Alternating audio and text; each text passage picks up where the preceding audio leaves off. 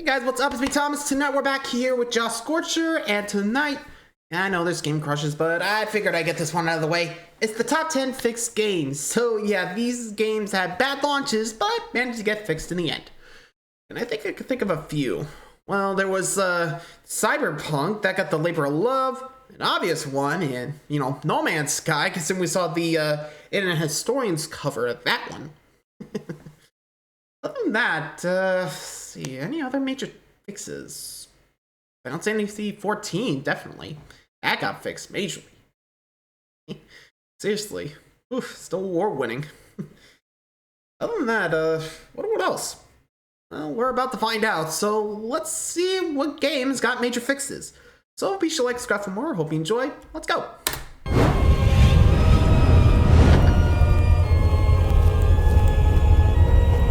Alright, again, just gotta make sure it's there.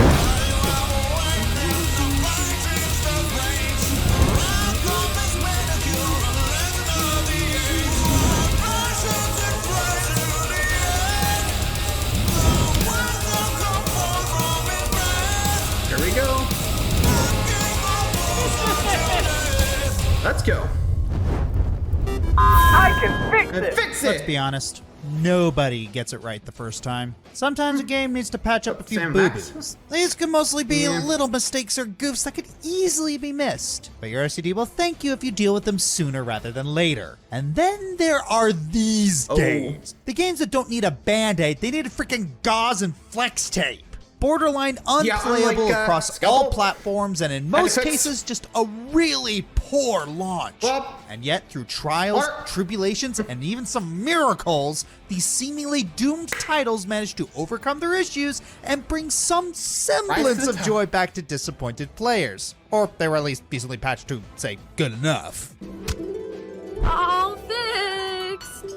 And of course, we're here to tell those games' stories. I'll be grading these titles based on how bad they were before the patches, the improvements made to the game itself, and how it improved its own reputation. Just a few ground rules, of course. We're not talking about just the empty ones. Those can mostly be functional, and a busted game is way more frustrating than one that just lacks content. We'll mostly be focusing on the game itself more than any porting issues, since being unplayable or bad on all platforms carries more weight than simply having a busted PC port. That's a concerning pattern, though. Speaking of patterns, you'll notice that a lot of our entries will be newer or more modern titles. This is mostly because back in the day, you couldn't fix buggy or bad games without having to re-release them from the ground up. So let's not waste any time. These are the top 10 fixed games.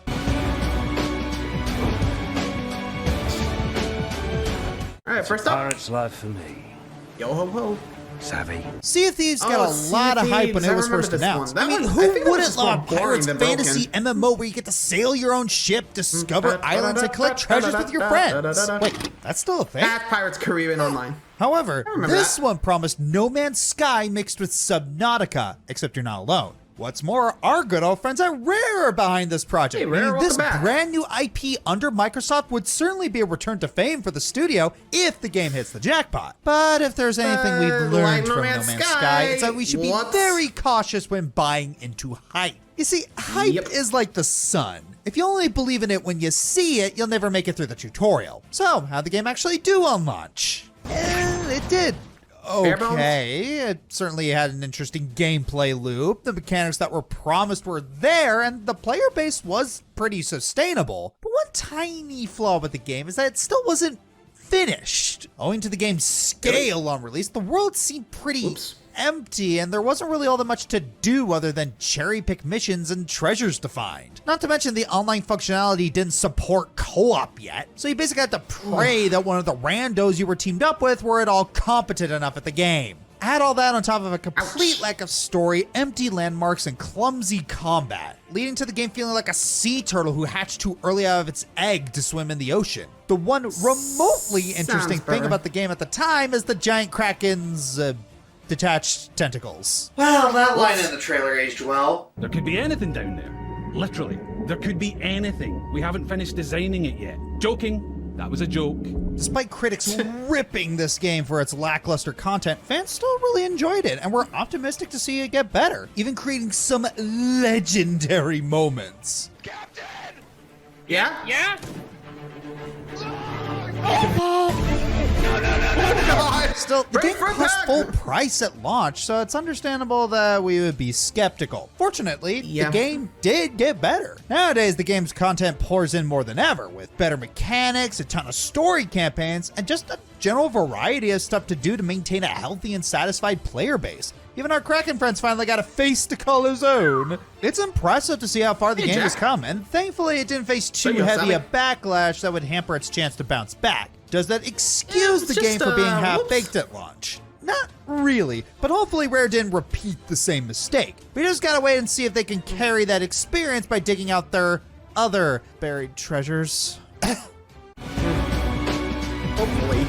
Let's hope they don't screw up Banjo. Let's be real. Silent Hill was in a weird place after the fourth game. After several genre-defining Hey, survival where are you horror going with games, this? Konami, for totally valid reasons, dismantled Team Silent and handed out the franchise to Western developers. Double Helix? How did we miss the scumbag signs for so long? Said games were undeniably Bad. different. Origins and Homecoming were seen as poor imitations of what made the original game special. Unnecessary Pyramid Head cameo notwithstanding, and Shattered Memories was very obviously a different game entirely with the Silent Hill branding. It seemed at the time the West couldn't produce a true standalone Silent Hill experience. And So, then came where's the- Silent Hill Downpour? Downpour. From the beginning, this game had quite a bit going against it. A developer who had only created one other game beforehand, Gotcha. a game that was quite opposite of what you'd expect from Silent Hill. Then there's the absence of longtime composer Akira Yamaoka and the same style of gameplay that people hated in Homecoming. Of course, all these issues paled in comparison to the game's technical state. Frame drops, bugs, and crashes were everywhere. As a result, the game received middling reviews at best. By the time a patch was released, people had long since given Gone. up on it. And it's unfortunate that most people never gave Downpour another chance because there was a good game in there. For one thing, the separate puzzle difficulty was finally brought back after So it being was just a absent little for 4 games. too little the too combat late. did away with most of the elements that made it and Homecoming frustrating.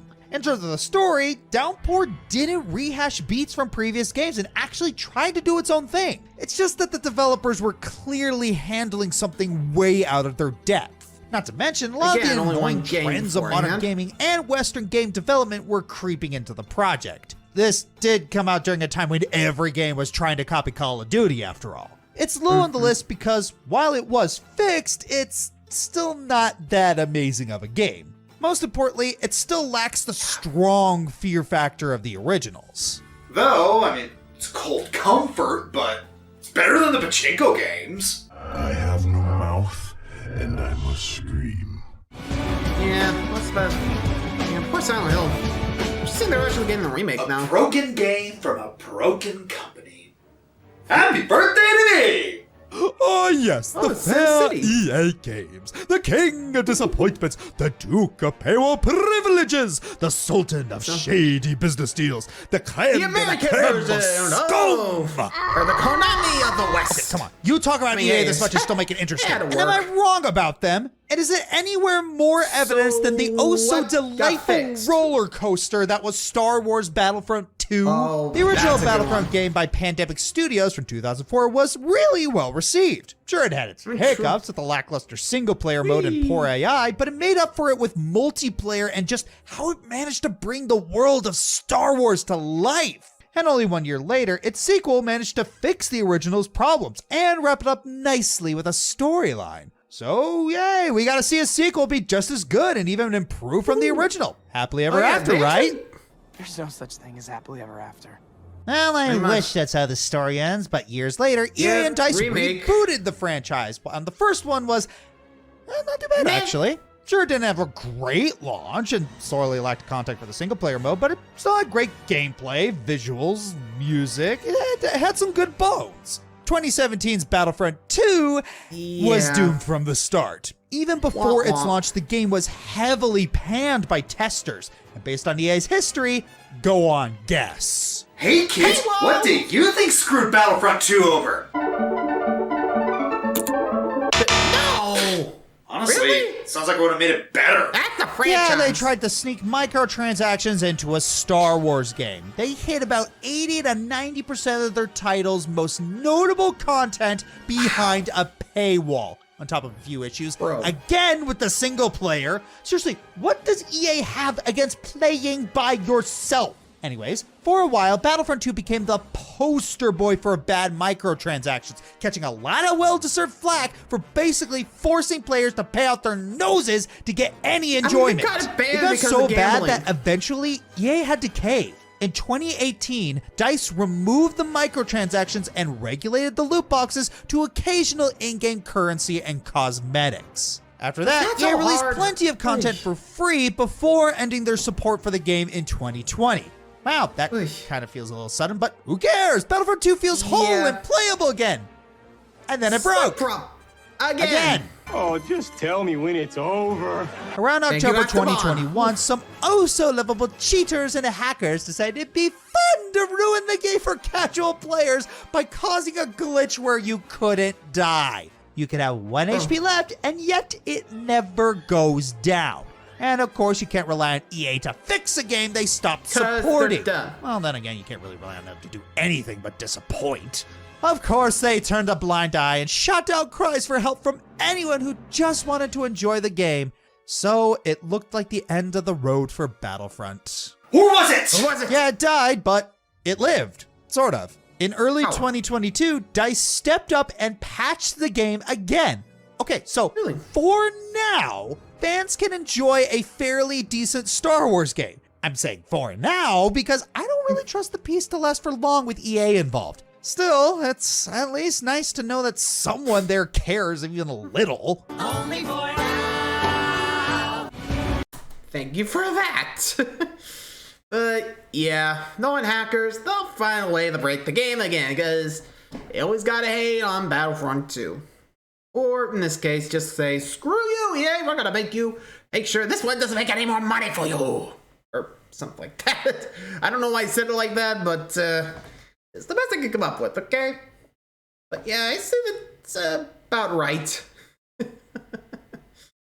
Yeah, also the Downpour one, yeah, that was a bit of a case of a little too late for the fix. Because, again, no reason to go back to it. Ouch. That's all I'm gonna say. Just, ugh. Good night, Silent Hill. Like I said, glad they're getting another remake, or at least a new, like, I think it's just or at least Silent Hill 2 remake, but I'll look it up in a...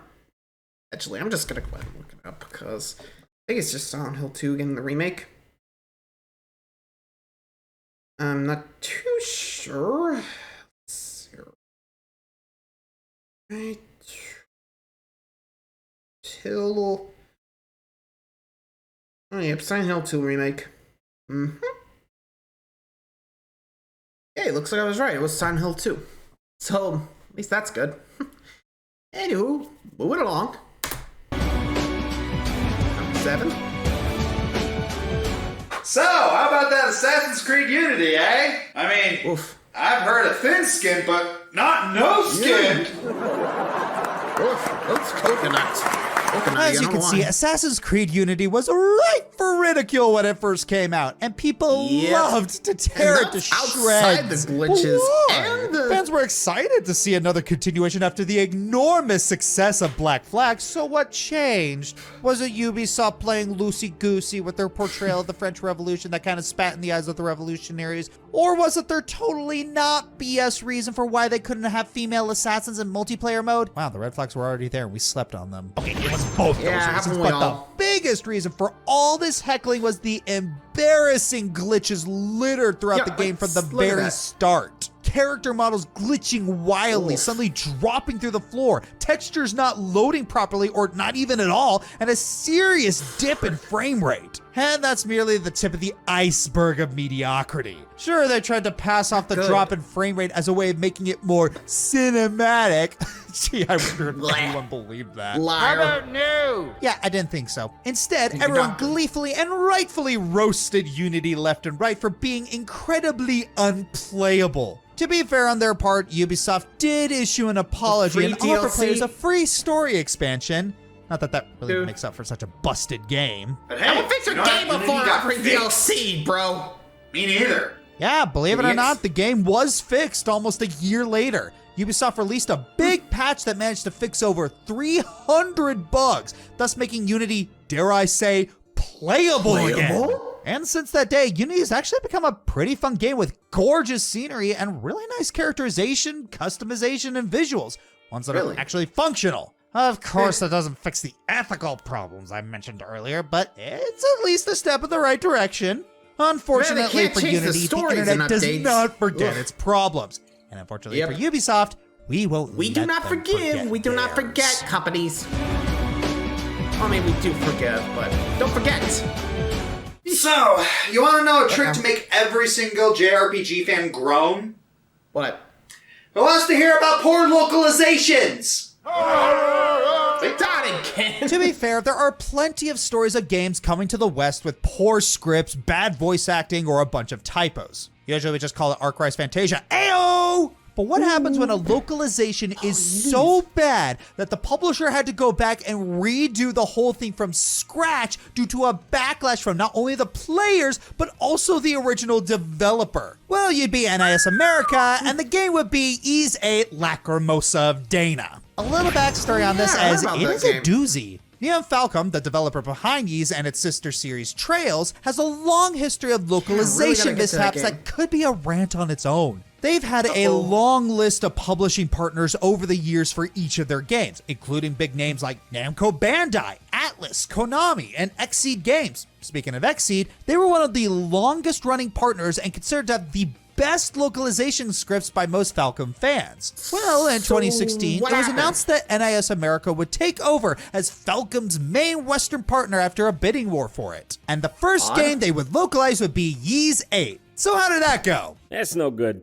The core localization script was fine, if you discount poor translations, a bunch of spelling and grammar issues, and odd phrasing choices. For example, take a look at this dungeon name, Crevice originally of called the- Crevice of the Archaeozoic Age. This is a big dungeon that acts as a major story shift with a battle of one of the game's main antagonists. How did Nisa localize it? Archaeozoic Big Hole. Really? Big hole? What is wrong with crevice? You're not lazy? Oh, God.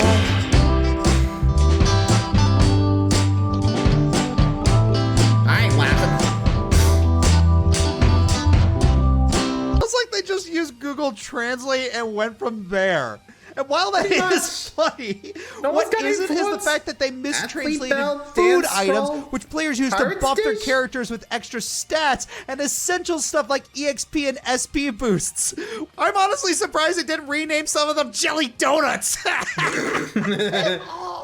So after a letter Yeah. campaign from fans and Redo. pressure from Falcom, Nisa redid Please. the entire localization from the ground up. The company president even made a public apology for the Wow, from the debacle, president saying they will use a CEO? new translator and editor, and even redo Thank all you. of the voice acting too. So, 8 months later, we got the updated script, and it was good. Probably not the same quality of an Xseed or Atlas script, but still much better than before. Yeah, better than that. You'd think this is where it ends, right? Well, Let me no. guess, no. You see, while all this was happening, NS America also delayed the PC version of the game because of optimization issues. So when the updated Really? script was Oh, done, wow. they also released the PC port. Guess how that turned out? That's no. Despite no the good. delay, the PC port was filled with bugs, still had poor optimization issues, and crashed frequently. Several more patches came out Wow. over the year, and they weren't able to fix all of the issues either. It took 2 more years, and grabbing Durante, Years. the Riz who fixed the original Dark Souls port, to fully fix it. Not only did he fix it, but he also added in co-op, which wasn't even in the original Japanese version. Dude's a freaking legend. All right, this has been going on long enough. So nowadays, Ys 8 is fully playable and still exists as one of the best action JRPGs out there. NS America did continue localizing Falcom games with much better results, though with their own hiccups, which we won't go into here. Probably not gonna be on the fails because I'm not sure how bad they were. What happened? Hey, sir. Only you knew. We're almost done, you know, so we're where we need to be for release. Oh, one more time! We're almost done, you know, so we're where we need to be for release. What a fucking lie. Good old Todd Howard. This You counts really as should fixed? be thanking him. He has inspired some of the best memes and inspired one of the best fan songs in the business. And all because of the royal crap show that was Fallout 76. Already you're probably asking, but wait, how can we be at Fallout 76 already? Well, that's the miracle about 76. It's so intense that it skips over the other 73. If intense is another way of saying the buggiest Fallout game ever. For context, Fallout 76 was supposed to be the company's biggest game ever. 16 times the detail, 4 times bigger than Fallout 4, and the franchise's first glorious step into the online multiplayer world. Why am I suddenly terrified beyond belief? Probably because it delivered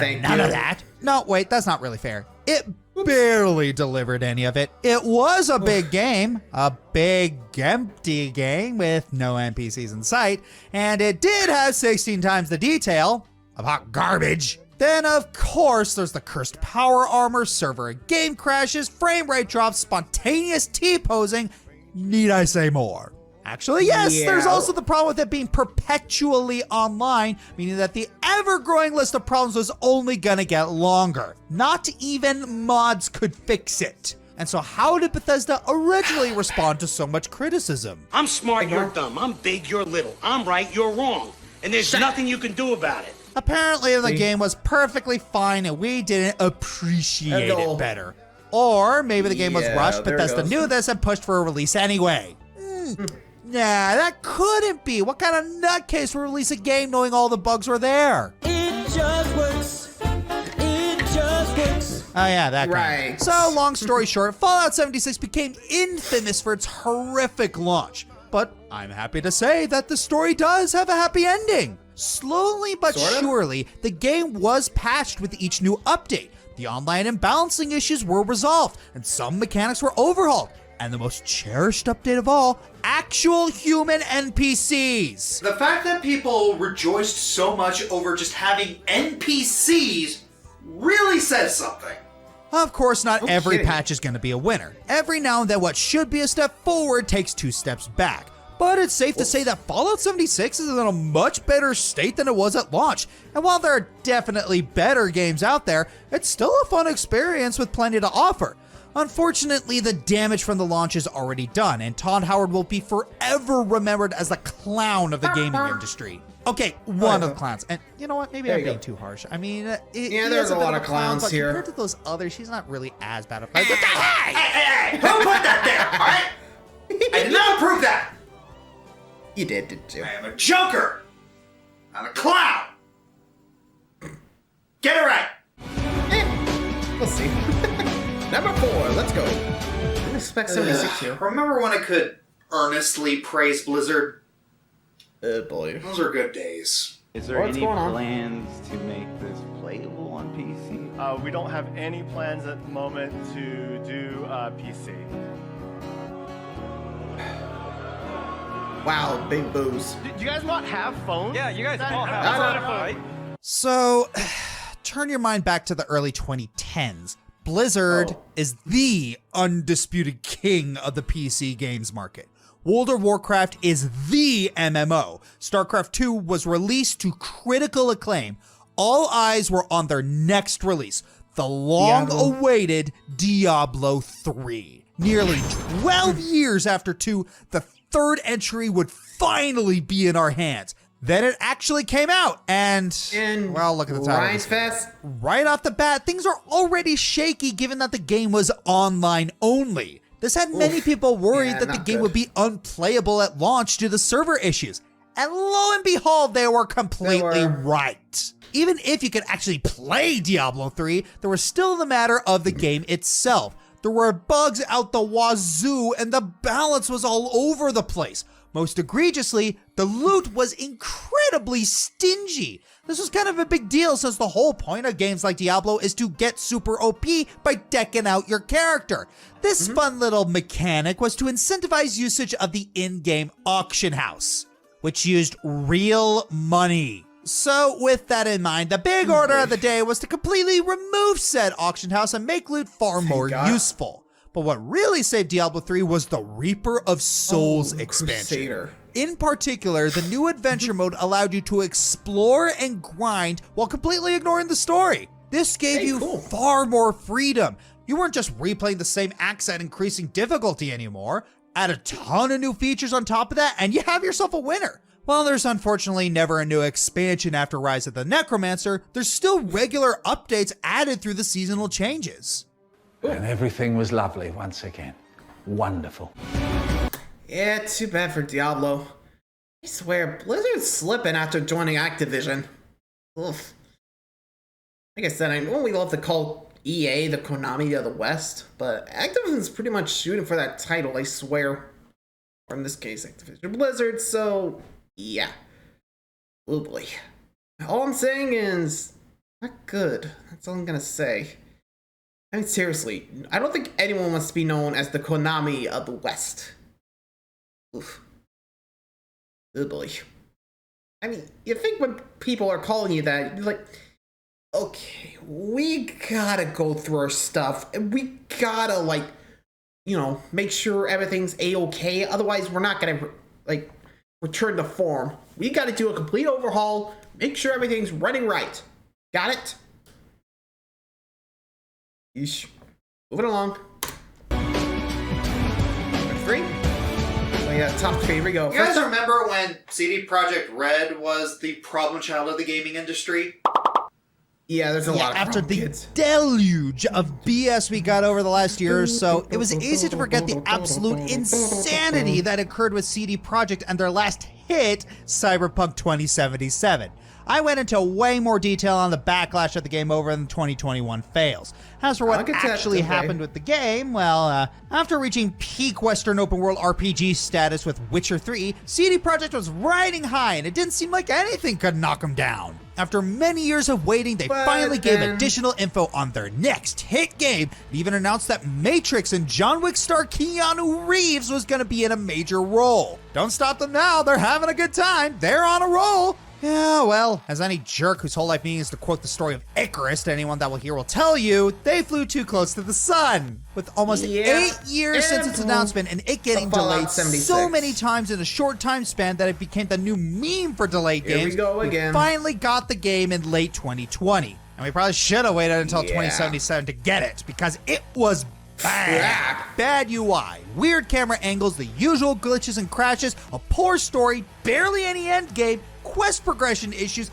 making Keanu's character even more of a jerk than Neo in the Matrix sequels. The list just goes on and on. CD Projekt overworked their staff. There is some debate on whether or not it was consensual. They restarted development twice. It was the same crap you've heard a million times from every other game that went through development hell. Sony delisted the game and lightened the refund policy for Cyberpunk specifically, and CD Projekt got sued up the wazoo. But this is a list for fixed games, so I can assume you know what happens. Yep, they got their crap together. Over the next 2 years, CD Projekt took their time and did what they could to fix Cyberpunk 2077 into a product they could be proud of. Bug patches with notes pages long were released every few months, and they settled the lawsuits too.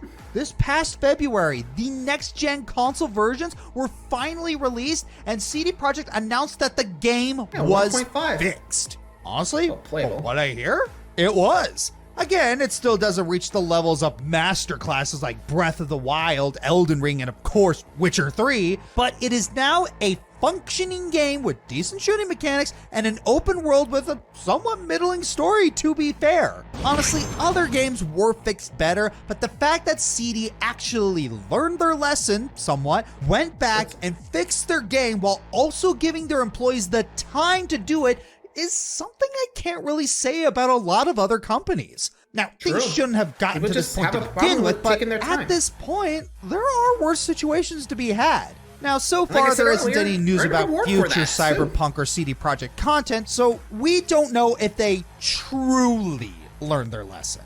It remains to be seen. I'm sure they actually do have DLC, but they make it work. See, there were hyped games, and there was No Man's Sky. Here it comes.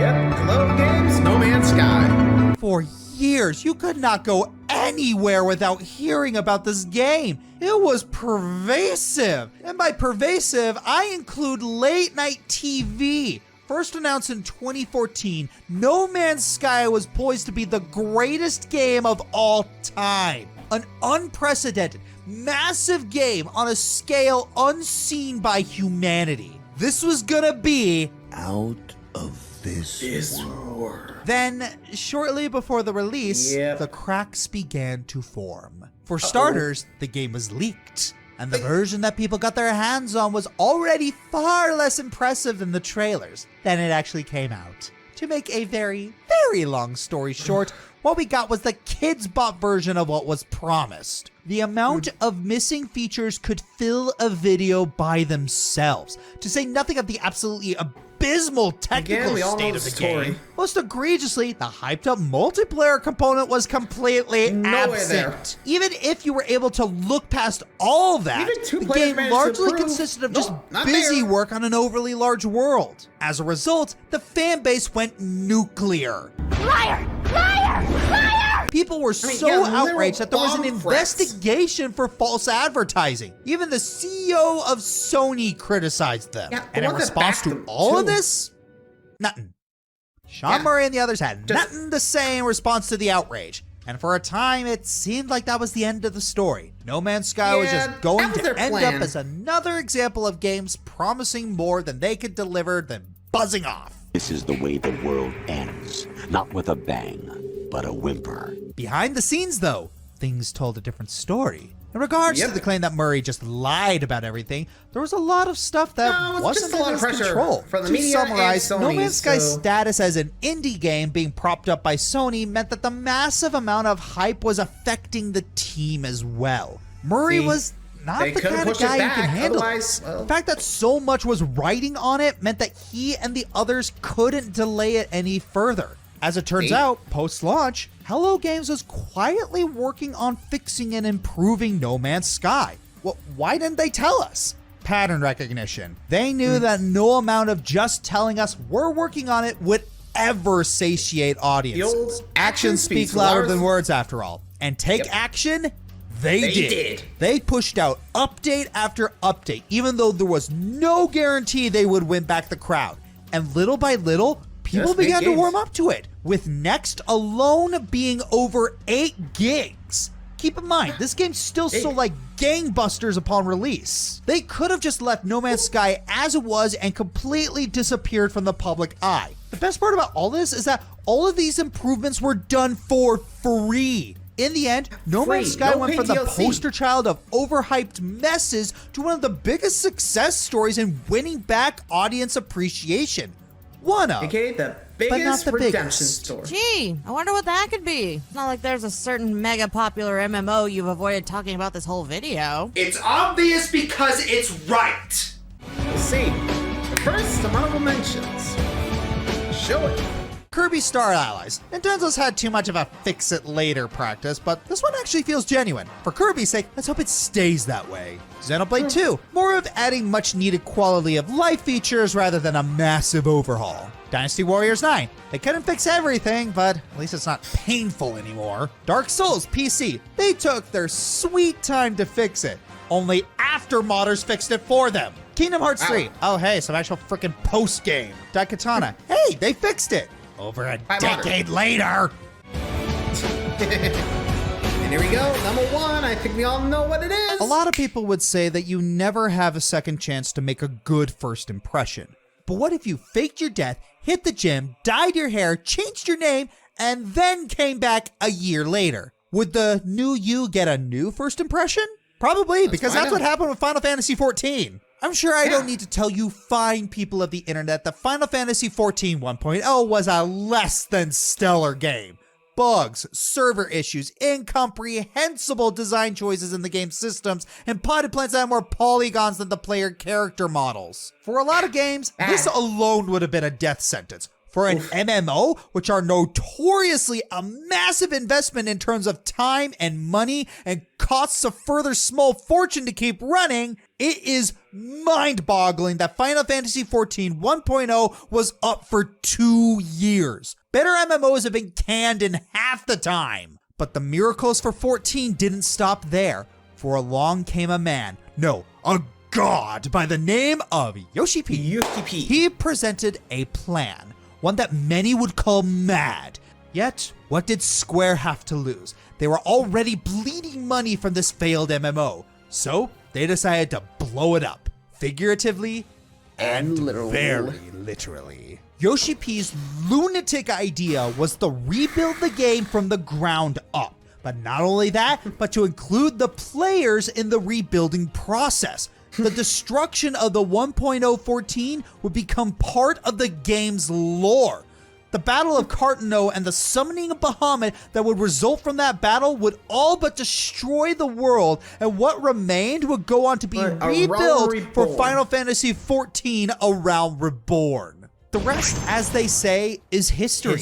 A Realm Reborn was a success, and I hardly need to mention how wildly successful 14 is these days. They had to postpone selling more copies of the game for the release of Endwalker until they could build new servers to house all the new players. There are plenty of videos going into much more detail about Yoshi P's crusade to save this game, and I highly encourage you to go find them. None specifically that I can think of. They say from small acorns, mighty oaks grow. And Yoshi P has sure helped to cultivate one mighty oak. I'm Josh Scorcher, and... What the... Hey! Cut! Yeah, that sounds about right. So there you go. Top 10 fixed games. And a lot of them, aside from Downpour, really did make a good comeback. Again, I'm not too sure about how 76 is nowadays. I never really played it. Again, I'm just not a Fallout fan. Anyway, hope you guys enjoyed that one. Till next time, like, subscribe for more. I'll see you guys around. Adios.